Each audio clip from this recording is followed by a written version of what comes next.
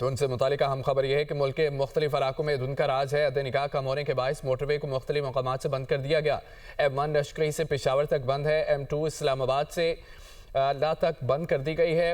M4 Sher Shah سے شاہکوٹ تک بند ہے۔ M5 شیرشاہ سے روہڑی تک ٹریفک کے لیے بند کر دیا گیا۔ لاہور سے مبین حیدر ساتھ ہے۔ مبین، دھند سے متعلق اپڈیٹ کیجیے گا۔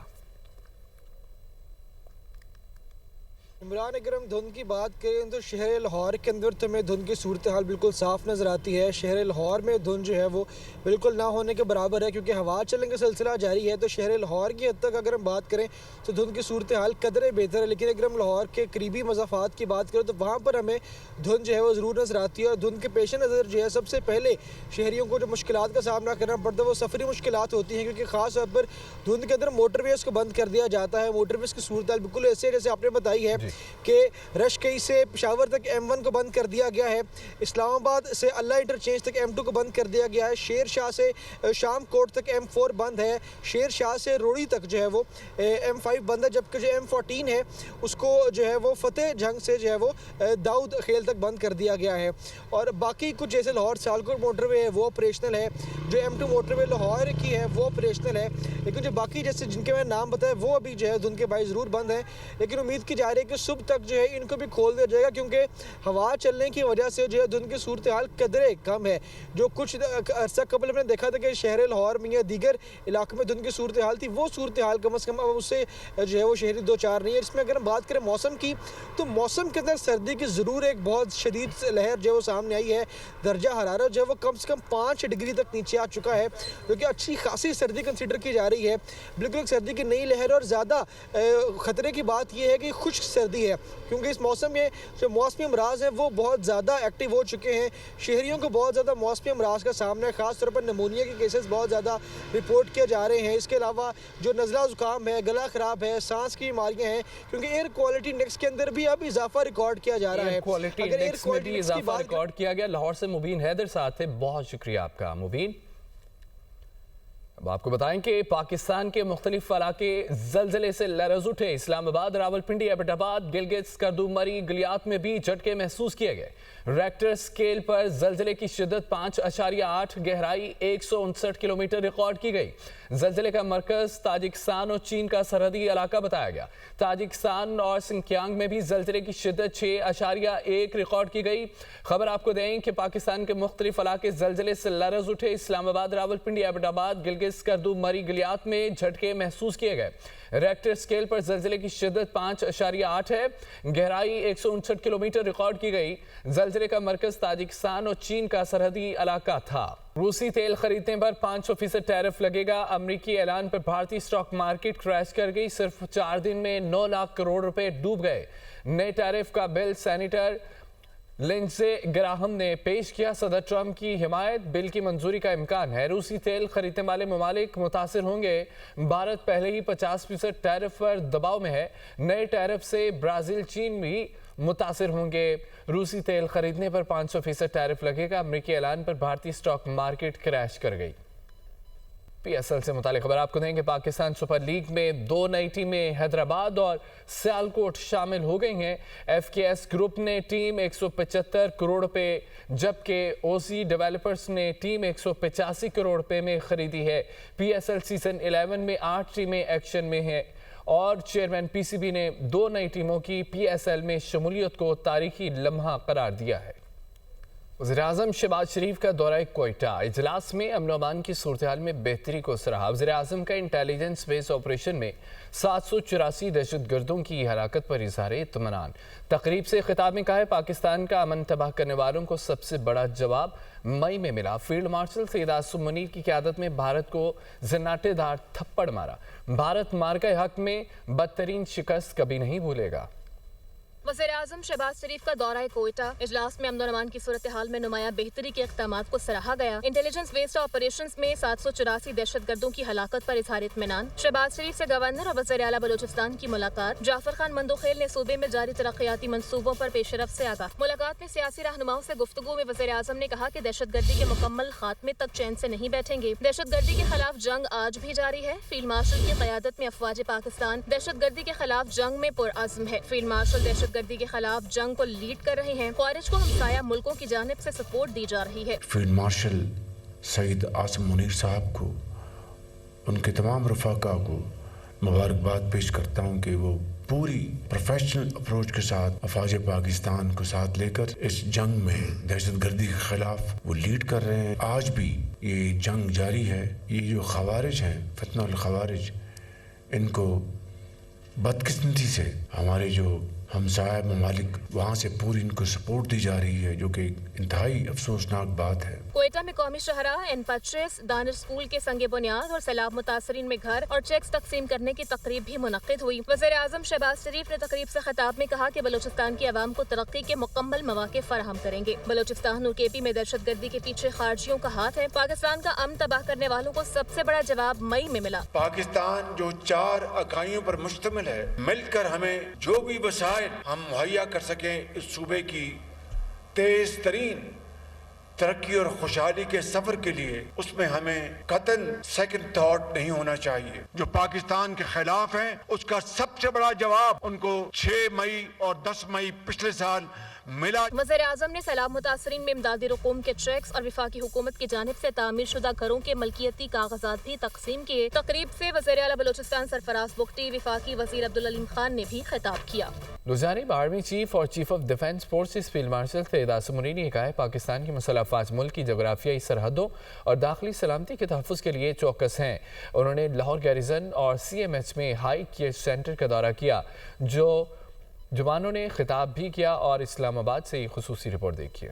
فیلڈ مارشل سید عاصم منیر کا لاہور گیریزن کا دورہ، آپریشنل تیاریوں کا جائزہ، ٹریننگ، مشق، جوانوں کی تفریحی و سپورٹس سہولیات کا جائزہ لیا۔ ہائی کیئر سینٹر بھی گئے۔ ISPR کے مطابق لاہور گیریزن میں آرمی چیف و chief of defence forces field marshal Syed Asim Munir کو پاک فوج کے تربیتی معیار اور جنگی صلاحیت بڑھانے سے متعلق بریفنگ دی گئی۔ فیلڈ مارشل نے فیلڈ ٹریننگ مشق کا مشاہدہ کیا، جس میں جدید ترین ٹیکنالوجیز کے استعمال کا عملی مظاہرہ شامل تھا۔ یہ مشق مستقبل کے جنگی ماحول سے ہم آہنگی، جدت اور لچک پر پاک فوج کی بھرپور اور مؤثر توجہ کو اجاگر کرتی ہے۔ فیلڈ مارشل نے مستقبل کے میدان جنگ سے ہم آہنگی کے لیے جدت اور انوویشن پر زور دیا۔ قومی سلامتی کو درپیش کسی بھی خطرے پر زیرو ٹالرنس پالیسی کے عزم کا اعادہ کرتے ہوئے کہا کہ مسلح افواج اعلیٰ معیار، نظم و ضبط اور بے لوث قومی خدمت کے کلچر کو فروغ دے رہی ہیں۔ مسلح افواج ملک کی خود مختاری، علاقائی سالمیت اور داخلی استحکام کے تحفظ کے لیے پرعزم ہیں۔ فیلڈ مارشل کا کہنا تھا کہ پاک فوج ہر چیلنج سے نمٹنے کے لیے تیار ہے۔ مسلح افواج ملک کی سلامتی کے تحفظ کے لیے ہمہ وقت تیار ہیں، ملک کی جغرافیائی سرحدوں اور داخلی سلامتی کے لیے چوکس ہیں۔ قبل ازیں چیف آف ڈیفنس فورسز کی لاہور گیریزن آمد پر کور کمانڈر لاہور نے استقبال کیا۔ بنگلہ دیش کے air chief marshal Hasan Mahmood Khan کی GHQ راولپنڈی میں chief of defence forces field marshal Syed Asim Munir سے ملاقات۔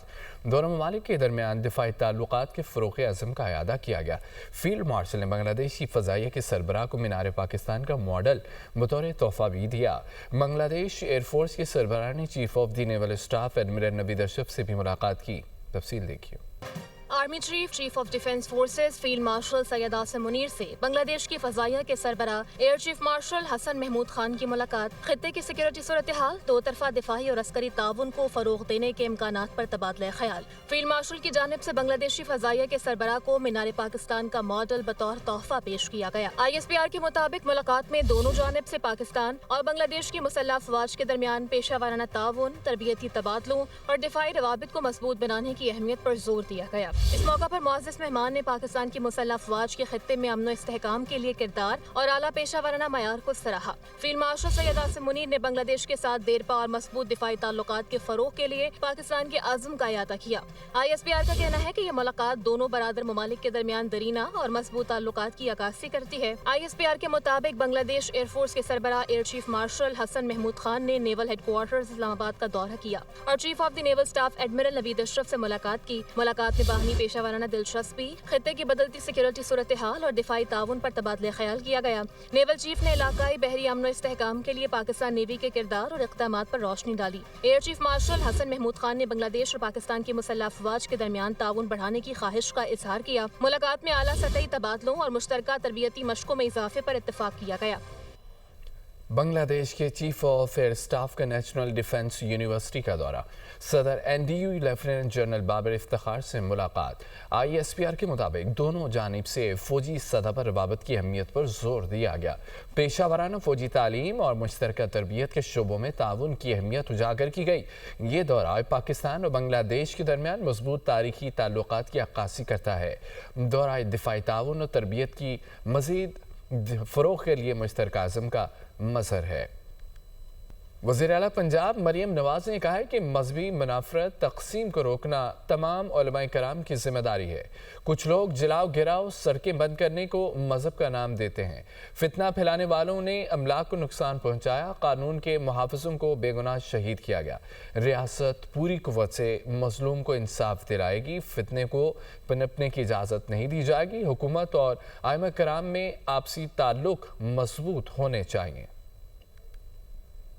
جو مذہبی منافرت ہے، جو تقسیم ہے، اس کو روکنا خدا کے واسطے یہ آپ سب کی ذمہ داری ہے، یہ علماء کرام کی ذمہ داری ہے۔ کئی لوگ مذہب کے نام پر، احتجاج کے نام پہ انہوں نے ریاست کو یرغمال بنایا۔ وہ قانون نافذ کرنے والے اداروں کے جوان، پولیس کے جوان جو اپنی ڈیوٹیز پہ کھڑے تھے، آپ کے محافظ بن کے کھڑے تھے، شہید ہو چکے ہیں۔ ستھرا پنجاب کی گاڑیاں جو ہمارے گلیوں کو صاف کرتی ہیں، ان کو جلا دیا گیا، ان کو نظر آتش کر دیا گیا، اور لوگوں کی املاک جلا دی گئی، لوگوں کے روزگار بند کر دیے، گھروں کو ویران کیا، اور وہ اپنے آپ کو ایک مذہبی جماعت کا نام دیتے ہیں۔ تقریباً 80,000 کے قریب پورے پنجاب میں مساجد ہیں۔ اس وقت میں 2026 میں ابھی بھی بہت سارے مساجد کے جو امام حضرات ہیں ان کو ابھی بھی 5,000 روپیہ مہینہ ملتا ہے۔ ہم آپ کو پراپر بینک آف پنجاب کے کارڈز کے ذریعے یہ ماہانہ جو 25,000 کی اماؤنٹ ہے، یہ ہم آپ کو منتقل کریں گے آپ کے بینک اکاؤنٹس میں۔ چیئرمین PTI بیرسٹر گوہر علی خان کا کہنا ہے کہ اگر خود سے کوئی مذاکرات کی کوشش کرے تو اس کی مذمت نہیں کرتا۔ تاہم بانی PTI نے مذاکرات کا اختیار صرف محمود اچکزئی اور علامہ ناصر عباس کو دیا ہے۔ اگر مذاکرات چاہتے تو ان کی بانی PTI سے ملاقات کروا دیں۔ اگر آپ ملاقات نہیں کرا سکتے تو حالات کیسے آگے جائیں گے؟ جو لوگ اپنی طرف سے کوئی کاوش کر رہے ہیں تو میں ان کو کنڈیم بھی نہیں کرتا، لیکن ان لوگوں کا میں ہم حصہ بھی نہیں ہے۔ کنفیوژن کوئی نہیں ہونا چاہیے۔ دیر از سمپل ون پوائنٹ اگر میں آپ کو کہوں وہ یہ ہے کہ پاکستان تحریک انصاف ڈائلاگ کے سلسلے میں جو کچھ کرنا ہے، بات کرنی ہے، وہ اچکزئی صاحب نے کرنی ہے۔ اگر کچھ بھی ہے وہ اچکزئی صاحب کریں گے اور علامہ صاحب کریں گے۔ وفاقی وزیر پارلیمانی امور طارق فضل چودھری نے کہا ہے کہ حکومت اپوزیشن سے ڈائلاگ کے لیے تیار ہے۔ وزیر اعظم 5 مرتبہ انہیں مذاکرات کی دعوت دے چکی ہیں۔ کسی بھی مسئلے کا حل بات چیت میں ہوتا ہے۔ PTI اپنی صفوں میں کنفیوژن کو دور کرے، اپوزیشن پارلیمنٹ میں اپنا کردار ادا کرے۔ وزیر اعظم پاکستان میں بہترین گورننس کا ماڈل چاہتے ہیں۔ معاشی صورتحال بہتر کرنے کے لیے کوششیں جاری ہیں۔ ہم ڈائلاگ کے بالکل حق میں ہیں۔ پرائم منسٹر آف پاکستان جو کہ ہماری ٹیم کیپٹن ہیں، انہوں نے وہ تقریباً 5 سے زائد مرتبہ کھل کے ڈائلاگ کی سپورٹ کی بات کی ہے اور مذاکرات کرنے کی بات کی ہے۔ کسی بھی معاملے کا حل جو ہے وہ مذاکرات کے بغیر ممکن نہیں ہے۔ مذاکرات سیاست کا دوسرا نام ہے۔ پاکستان تحریک انصاف سے میں یہ کہوں گا کہ آپ نے اپنا جو جسے ہم کہتے ہیں کہ پولیٹیکل پاور آف اٹارنی، وہ آپ نے دی ہوئی ہے محمود خان اچکزئی صاحب کو، اور وہ مذاکرات کی بات کرتے ہیں جو کہ اچھی بات ہے۔ لیکن آپ کی باقی لیڈرشپ اور عمران خان صاحب کی جو ہمشیرہ ہیں علیمہ بی بی، میں نے جو ان کے آخری بیانات سنے ہیں، انہوں نے مذاکرات کی مخالفت کی ہے۔ تو یہ دونوں انتہائی متضاد سٹینڈ ہیں۔ تو آپ اپنی صفوں کے اندر یکسوئی پیدا کریں، یہ جو کنفیوژن ہے اسے دور کریں۔ یہ پرائم منسٹر صاحب کی کیپٹنسی میں ہماری ٹیم بیٹھے گی، گورنمنٹ کی طرف سے سینئر وزراء پہ مشتمل، اور انشاءاللہ تعالی ہر وہ چیز جو آپ سمجھتے ہیں کہ حل ہونی چاہیے وہ مذاکرات سے حل ہوگی۔